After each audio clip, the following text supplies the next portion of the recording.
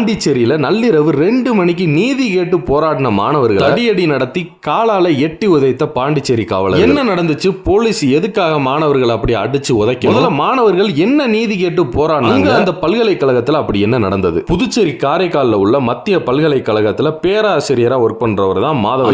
என்ன பண்ணியிருந்திருக்கேன் அப்படின்னு பார்த்தோம்னா, அங்க படிக்கிற பல பெண்களுக்கு, குறிப்பா கேரளா பெண்களுக்கு பாலியல் தொந்தரவு கொடுத்திருக்கேன். அதாவது உங்களுக்கு இன்டர்னல் மார்க் வேணும் அப்படின்னா கண்டிப்பா நீங்க நான் சொல்றதெல்லாம் செய்யணும். எனக்கு உங்களோட போட்டோஸ் அனுப்பணும். அதாவது என்ன மாதிரியான போட்டோஸ் அப்படின்றது நான் சொல்றதை வச்சு உங்களுக்கு புரிஞ்சிருக்கும். இது பண்ணணும், இது பண்ணணும், இதெல்லாம் பண்ணாதான் உங்களுக்கு இன்டர்னல் மார்க்ஸ் கிடைக்கும். அப்பதான் நீங்க உங்களால டிகிரியே எடுக்க முடியும். இல்லைன்னா மார்க்ஸ்ல கை வச்சிருவேன் அப்படி இப்படின்னு மிரட்டி அங்க உள்ள பெண்கள் பல பேரை பாலியல் தொல்லை பண்ணிருக்காங்க. அந்த ஆளை கைது பண்ண சொல்லி தான் அந்த மாணவர்கள் எல்லாருமே போராட்டத்தில் ஈடுபட்டிருக்காங்க. செக்ஷுவல் ஹராஸ்மெண்ட் பண்றாருக்கா, தப்பு தப்பா போட்டோஸ் கேக்குறாங்க, தப்பு தப்பா பேசுறாங்க, ஓப்பனாவே போட்டோ கேட்டுட்டு ஆஃபீஸ் ரூம் வான்னு சொல்றாங்க, நான் உன்னை பர்சனலா பார்க்கணும்னு பேசுறாங்கக்கா.